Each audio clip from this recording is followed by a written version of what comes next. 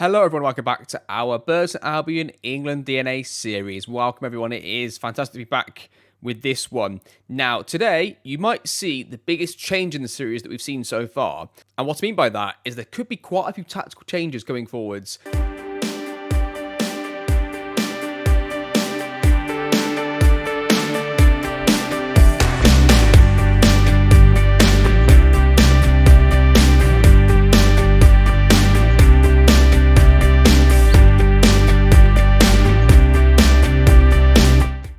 And welcome back, everybody. So yeah, that's the league table. It's been a pretty indifferent start. I actually thought we were going to be in trouble at one point. We had a bad defeat to Luton. It was only 2-1. We got battered.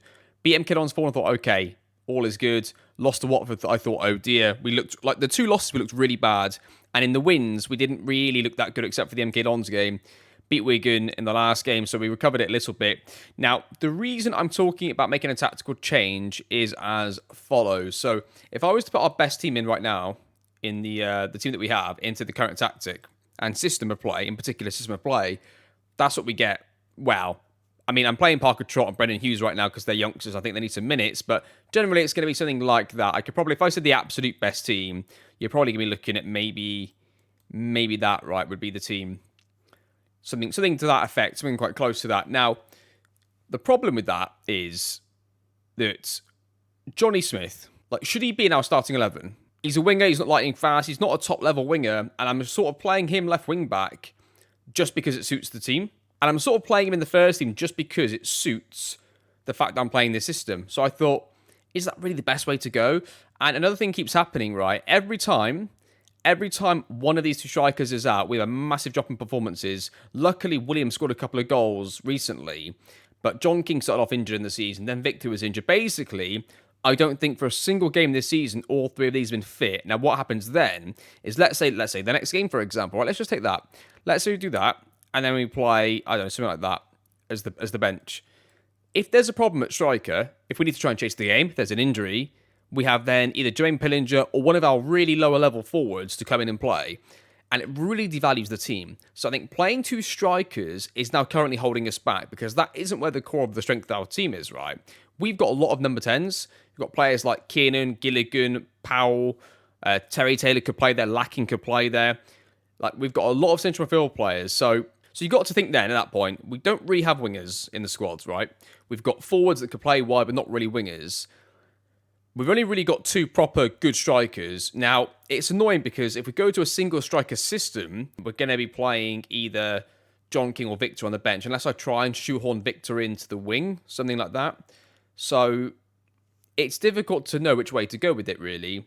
And the only sort of system that comes to mind, apart from what we could do, is in those games where they're injured, we could drop one of them into like a 10 slot. I'm not sure it's going to work with this tactic very well, but we can try that. But that still leaves me with having to play Smith or shoe on somebody left wing back. Like, the only other player I'd play in that sort of left wing back role that I think would be really, really good is Powell.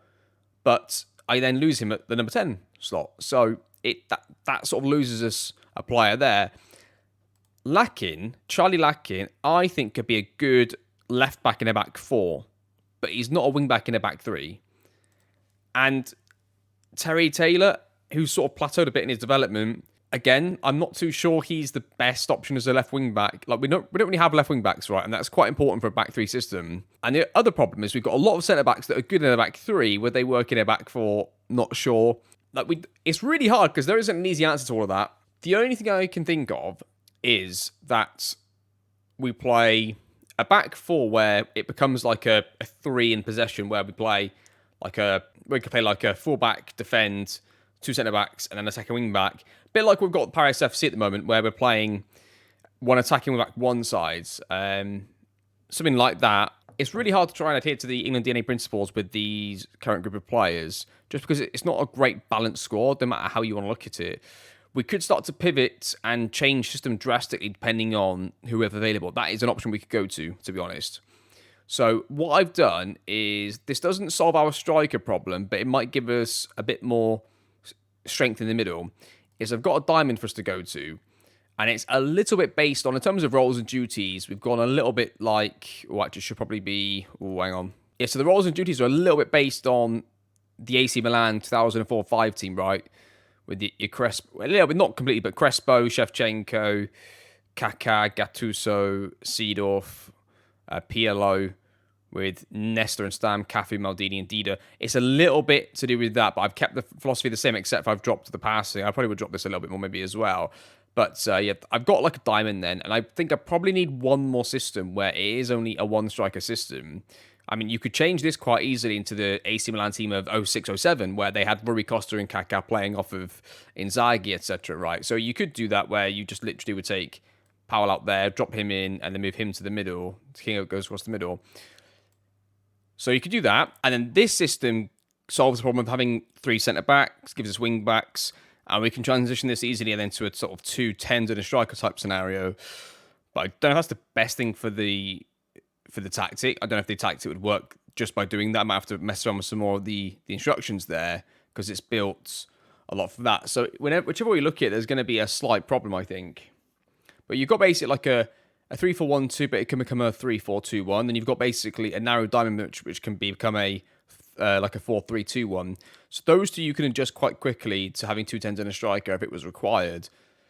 Hopefully the tactic would play similarly between the two. Okay, another tactic we could go to is something like a narrow 4-2-3-1, where it gets all of our central players in here off of the striker, and you can sort of potentially use a striker in this position. It can almost be like one, where the fullback defender is going to be here, so there's going to be no real need to link up as much. It's going to be a more advanced attacking midfielder here. He can go in behind. This guy's going to stay back. So these three are going to be able to stop this gap a little bit here. I could maybe make him inverted wing-back defends.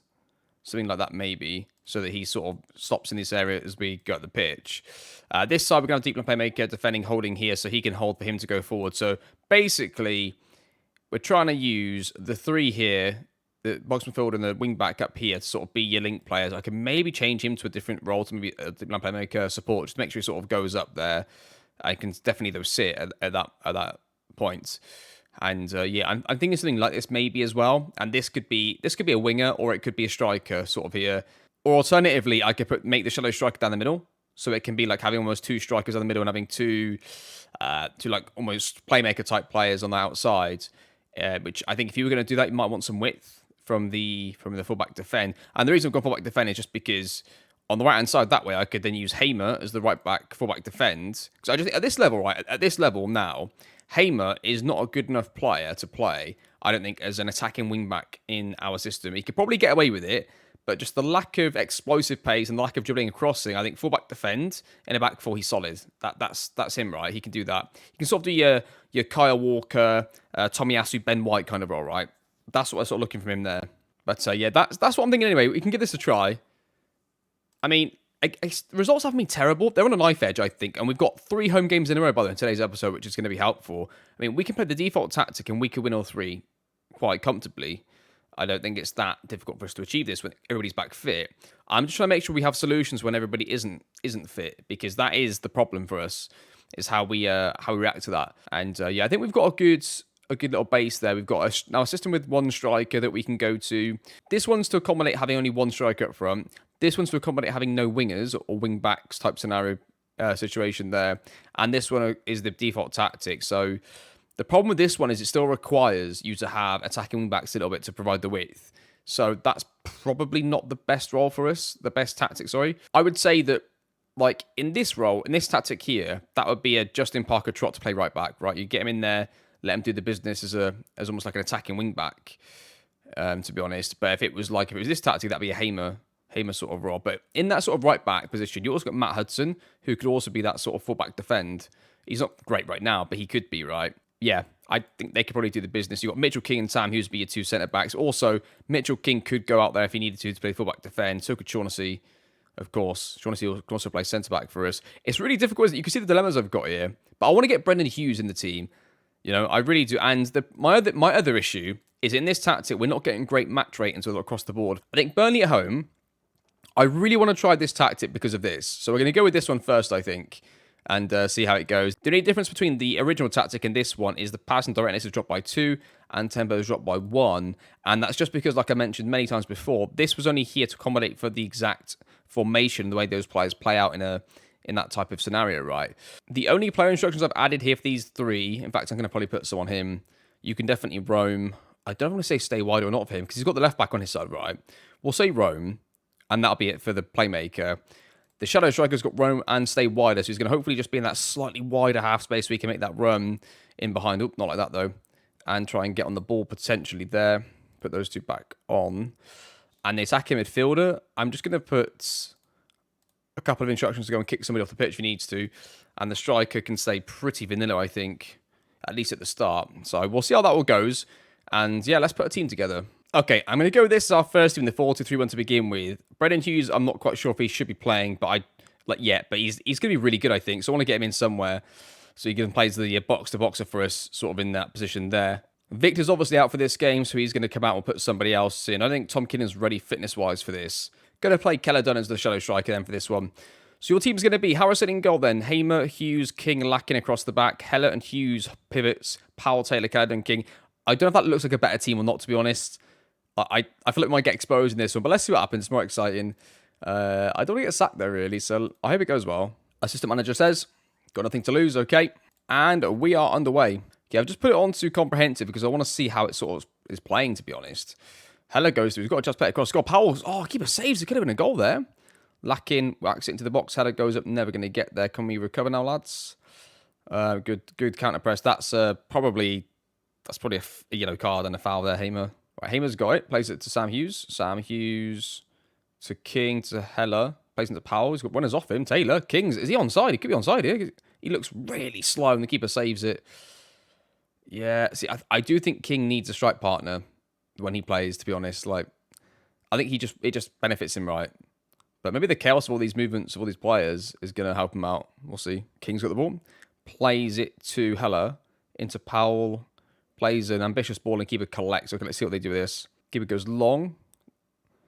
And we get to it good. Taylor into Lakin. Lakin plays it early. In behind to nobody. And they go long again. Hughes. It's got a lot of players in there. We get a lot of players in around each other quite quickly, right? So you get the benefits of that. Okay, Burnley going to build their attack here. Lakin wins it and just sends it in behind to nobody. Okay, just force it long, lads. Go on. Let's get past a bit higher, please. Come on, good. Get up and win it, please. King does. They get to the second one, though. Oh, they're in here. Is he onside? I thought the left back played him on, but he didn't. Heyman plays it back to Hughes. We're going to build through the middle. Oh, my goodness. That was... I just realised we've got two Hugheses and two Kings in the team. That wasn't the important bit of information, by the way. I just happened to notice it right then. They're right in line with each other as well, the two Hugheses, because it's the right centre-back and the right CDM.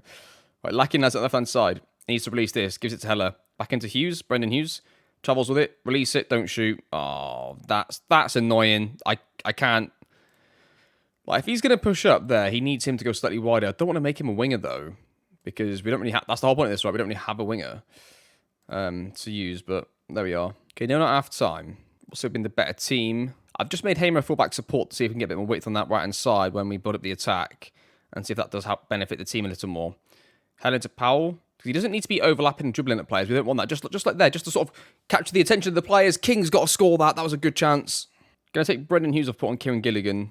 I'm going to take off Taylor, put on Keenan at 10. I'm going to take off King and put on William up front. Just as a highlight has triggered. This is a real highlight. This could be for any side. This could be anything, this one. I feel like they're just going to get a sucker punch goal. I just feel like we should have scored already. We've had the chances. The tactics work in terms of us trying to create the chances. It's just we haven't executed the finishes well enough. Lakin's got it. Tries sliding Powell, doesn't quite get there. It's going to be their highlight if they... Well, they're going to continue with the highlight. May not be theirs. They go long. Hughes wins it. Gilligan into Heller. Heller's got loads of options. Goes to Keller Dunn. Keller Dunn gets to it. Right hand side plays across goal. John King. Keeper saves it. King's been really poor in this game. Really poor. The highlights... There's another highlight. It's on key highlights, by the way. But before the change was made, another one's happened. Is it going to be a chance for them? It is. Oh, not a goal, please. Good. Sam Hughes plays it into Gilligan. Back into Sam Hughes. Plays out to Hamer. Struggling for options out there. Got to play it back inside. Good. That's fine. Gilligan's got it. Into Sam Hughes. Nice, good football this. We look a lot better set when we build our attacks. This is good football. Go on, Keller Dunn. Who you got in there? Who you got in there, Keller? Hamer. Play it across to somebody. Anybody. Oh, he's gone for himself and he's missed it. So another highlight. They've gone long. This is on key highlights yet again. Oh, no. It wasn't in the first half, but of course. It has been the whole second half, though. Harrison goes long. William, get up, get up, get up. Oh, come on. Get early pressure then. It's not looking good now. Kieran's won it. Good lad, Tom Kieran. Keller Dunn takes it straight off him. Oh, you've got to be shitting me there, Keller. Why are you shooting from there, mate? I can't make another change. I was going to take off Keller, but I can't. There's nobody else to bring off, really, to bring on. Finishes 0-0. Okay, we'll say unlucky. Obviously, they're a much better side than us. They're in the playoffs. We were mid-table, but okay. Not sure what to make of that, really. I felt like it was better when we did this. Okay, so in a few days for the Peterborough game, and we'll review the team, see who's fit enough to play, and yeah, we'll go with that tactic again. Why not? It worked. It worked pretty well, to be fair. We controlled the game, couldn't quite get the goal, and it's always hard to judge on a one-off because you sort of caught them by surprise by rolling out a different tactic, of course. So see you all in a few days. Okay, nobody else is really back. Most players are still fit to play the same team again. Really, I think Brendan Hughes was a little bit lucky in that game. Like he wasn't great, but we got away with it. Terry Taylor's not the best attacking field player, but I mean, he's okay, isn't he? And then we'll go same again. Let's see how the team plays 2 games in a row. Hamer's now fullback support. Slightly more adventurous there. I mean, do you know what? I don't mind them being like high and wide, as long as they're not going like wide and overlapping, trying to have to do all the transition stuff and be the threat. I don't want the wingbacks to have to be the main threat in the team because that's what they were in the 3 at the back tactic, and that's why we're sort of moving away from it. Because we might have Justin Parker-Trott going forwards, but we don't know if he's going to be good enough long term. And the left side, we're really struggling for a player there. So, I mean, you could lopside it. Not sure I like the idea of that, really. But maybe, I don't know. There's things we could make it a really unorthodox tactic. But for now, I'm trying to figure out the best way to do it. Because Justin Parker-Trott could play in that shadow striker role for us, right? Where Caledon played last game. Which he could do in this game. He doesn't play there yet at all. Which is unfortunate. He plays central attacking midfield. Oh, sorry, he plays central but not central attacking midfield. But we'll see. Assistant manager says, our home form was important, make the advantage count. So at least by the 3rd game, the opposition should know that this is a likely formation we're going to play against them. So that'd be interesting to see if they react to it. I thought we did pretty well on our chance creation.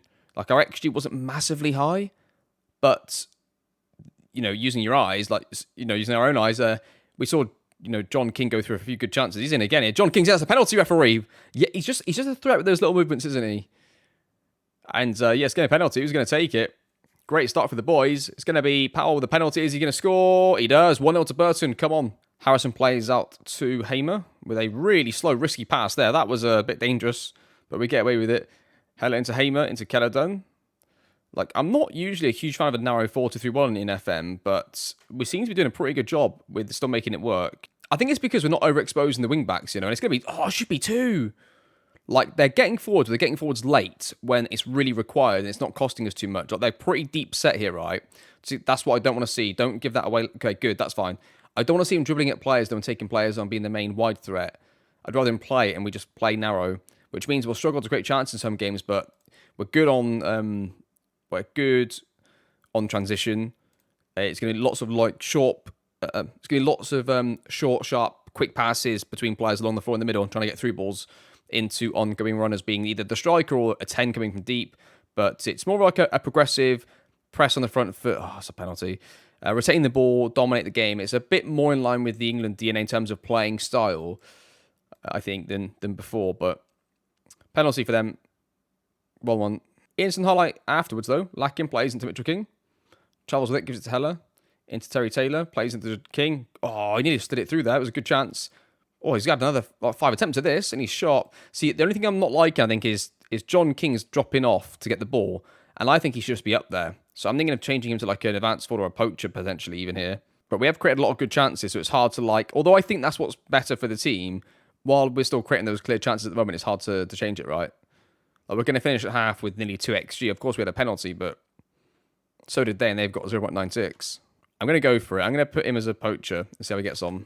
Free kick with Powell. He's going to take one from distance, and he's going to shoot, and it's going to be saved. And John King on the rebound, and he scores, and it's going to be 2-1. I'm going to make a slightly risky change about 59. I'm going to take Caledon off and put on Trott. Let's do it now. We'll make that change first, and then I'm also going to balance it back out. We're going to take Brendan Hughes off, put Gilligan on. So we've got like a young, so he's not quite ready going in, but then we're taking another one who's not quite ready off. So we're sort of balancing the team back out a little bit there. Taylor, again, has played on a 6.5 as the sort of central 10, which tells me it might be a role issue, that we're not getting that middle 10 player involved at all, so that's why they're getting low match ratings. That's what it tells me off the face of it. I've not looked at that closely, of course, but that's what it seems like, because obviously Terry Taylor's an excellent player, so Kinnan's going to go on again for him as the middle 10. Go on, Kinnan, go on then. Oh, that was close. Closer than the goalkeeper thought it was. Okay, my only issue is this with the tactic. If you're ahead by a goal and you want to see out the game, what do you do? Obviously, time wasting goes up, counter comes off. But they ideally would like to mark the fullbacks when they go forwards. Now, they've just switched to a back three, Peterborough. I watched them do it then a second ago. So I'm tempted to leave as it is and just see if that is going to be enough. And we're going to balance like we do. So we're doing the same thing as we would do with the other tactic, which is leaving it in the 4-2-3-1 though. Hughes has it, plays it in behind to Justin Parker-Trott. He's going to get there first. He can whip the ball in. He does. It goes up in the air. Oh, we beat the keeper to it. Tom Keenan with a little salmon header there. And he makes it 3-1 to Burton Albion. Come on. Gotta be honest, I'm quite happy with this. Like, we've got a 3.33 XG, which is really good. I feel like we're controlling games at the moment. Like, this looks a lot better in the way that we're playing football. I'm actually really impressed with it. I do think we're going to get unstuck eventually, though, because I just think the wide tens aren't going to mark the opposition fullbacks well enough. As they've got one back here. Is that onside? It is. So, yeah, like, when we're trying to see out the game, do we go for a bit of this and just make him maybe like, I don't know, an inside forward support maybe? We go double inside forward supports. Just to like make sure that they're able to properly track the opposition fullbacks when they go for us. I know they're playing a 3 at the back, but as a last-minute highlight, I hope they don't score. I hope they don't get an equaliser. They don't deserve it. Justin Parker-Trott plays it into Kiernan, who sort of leaves it. Hamer's going to get it back, though. Got plenty of time and space. Plays it to Gilligan into Kiernan. Heller. Powell loses it. No, lads, what are we doing? King wins it back. Into the King. Kiernan shoots from distance, and it's over. And they have it 3-2 win for Burton Albion. That was a good win. I'm pleased with that. They were lucky to score 2, weren't they? They scored 1 as a penalty and 1 where we were basically 2 goals up and it was really game over, wasn't it? They had to go really attacking just to get 1, so I'm okay with that at the moment. But it's something to watch for that they did get quite a high XG against us at home, but we'll keep watching that. Okay, see you in 4 days then for the Huddersfield game. Okay, so John King is injured for this game, and so is Victor. This is what I've been running into, to be fair, off camera quite a lot. So either one or both of them is out. So down to William, and it would normally be William and Pillinger or William and Powell up front, right? And it's just not quite what the tactic's designed for, so the previous one. So this one we can probably still get away with that, especially if we make this role a poacher, which I might do. I don't know. We'll see how it goes first with a pressing forward attack. And does John King break offside traps? He does not. Okay, let's get into it against Huddersfield then. Looking pretty good. All these games are at home, though. That's the only thing that's sort of like concerning me is that it's hard to learn too much because we've just won 2 games in a row. Then we played this episode, and it's a bunch of home games, so it's going to look maybe better than it could be. Like, we could easily fall apart on this tactical. The Huddersfield are top of the league. This is currently the best team in the league we're playing against here. So if we can beat them at home, we know at least it's got potential. The only thing that needs to work out is what we do with that middle 10 roll, right? Plays it across to Sam Hughes, who nearly gives it away. Goes back to Sam Hughes into Heller. Gives it away into Powell. Powell behind to William. He's through on goal. Is he going to score it? He does. Right, I need to see this again because this looked like it was a really good bit of movement to get him in. So we've got the striker there. We've got the left attacking midfielder there and the middle attacking midfielder there. So goes in there. He stepped out to press Powell and we've just slid it straight in behind some. What are you doing? David Luiz defending and it's 1-0 to Burton Albion. Hamer with the throws into Taylor, back into Brendan Hughes, Sam Hughes. And don't forget, we have got like Brendan Hughes and Sam Heller are not the strongest of pivot players for the championship level, by the way. Just so you're aware of that, especially Brendan Hughes. He's lacking in a few areas, especially technically, for this sort of championship level. Powell, what are you doing with that, son? What was that? Get up. Yes. Hamer loved that. Caledon gets it. Dribbles through. I mean, I'm not liking that. Even though if it had gone in, he does that a little too often. In fact, let's put shoot less often on him so he just doesn't keep doing that for us. Highlight's been triggered here. Taylor into Victor. Sorry, not Victor, William. Brendan Hughes giving it away. So that's what I was expecting more from him, really, because he's not ready for this level. But we get away with it. Hamer throws it into Terry Taylor. Loses out. He starts to sort of try and run back and get to the ball. Doesn't quite get there. They play it straight through the lines. They're going to potentially get an attack here. They're going behind. We need runners back here, lads. We're going to get to this. Headed away. Cleared away. It's going to be William going up for it. Oh, look at this. Little bit of long ball football being mixed in there. Well, he had to clear it because he had a player on him. Oh, and Keller Dunn, then he gets a good finish there. Apologies if that was a weird cut. I had to quickly go out and stop recording. So I've come back, and I don't know where I'm going to cut it at. So we're going to play out this highlight again, and you're going to see this with me. So what I've done, like I mentioned before, is I've got Taylor now is an advanced playmaker attack, and Powell is the attacking midfielder, so we switched it right.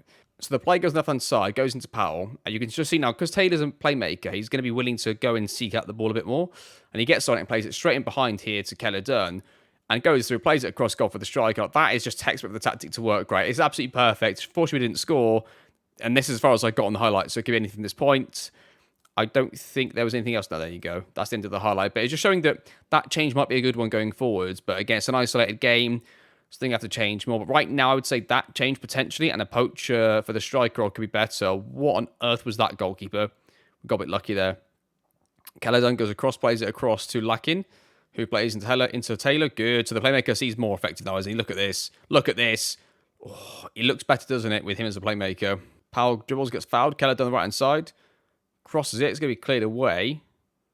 They go long. Mitchell King. Bloody hell, that was a sort of fortunate but good challenge. In behind to Williams. He's got to finish it. He's got to finish it. And it scrapes through. He's had a few chances, bless him, and he's finally got one in. It's 2-0. And we've looked pretty good in this episode. Nice little play here. Brendan Hughes into Caledon. Goes through. Plays into William. Takes a good touch off his chest and finishes it. They actually get the blocking, don't they? But we score anyway. Okay, highlight here. Heller wins the ball off of them. Goes and plays into Brendan Hughes. Plays into Keenan. Into William, who's got options. Parker Trott. Look at this football. It's so good. Power goes through. Probably shoots a bit too early, really. But we're looking really, really good. I'm so interested to see now how it does away from home, which unfortunately we won't see together until the next episode. But yeah, I'm actually really looking forward to seeing how this plays. I'm glad you got to see the tweaks with me, right? That's why I like doing these kind of episodes, these sort of more tactical ones, where because you get to see like what did I do before that didn't go right, and why did not go right, and why did I switch to something right. So it's all good stuff. 2-0 win. That's good. We'll say well done, lads. That is a good win for us. Nice. And that ends the episode with us undefeated in the episode and back into the playoffs. Yes, I'm honestly not sure how good this tactical change is because it could be that it's a little bit flawed and it just gets covered in the home games, and away from home we're going to get our bigger test, as it were. So yeah, let's see how we get on in the next one, but that's pretty good. Again, not going to go through a player development review. There's not really anybody to talk about just yet. The only thing to note is that I did start the preseason with 4 weeks of preseason before I started the schedules. So the schedules now go right up to the end of March, the way that they currently are. So that's what I've done differently this year, just so you know if there's anything slightly different in the findings of the development going into the December review. I've decided, I think, for the first one, I'm not really going to look at the 6-month one too much just because it's the back end of one season plus the summer and a little bit at the start of the next one. So it's not really the best one to look at. So I think going forwards, the September sort of episode will always be like a 3-game episode. Maybe we'll look at 1 or 2 of the youngsters, but generally we'll just be looking at the games and see how the team is playing, more importantly, and how the season sort of started. Because by the time we finish this game, there were already like 7 league games in, right? Plus 2 cup games, so pretty good indicator. So next episode is going to be in December. It's probably going to be QPR, player attribute review then. It's going to be Preston.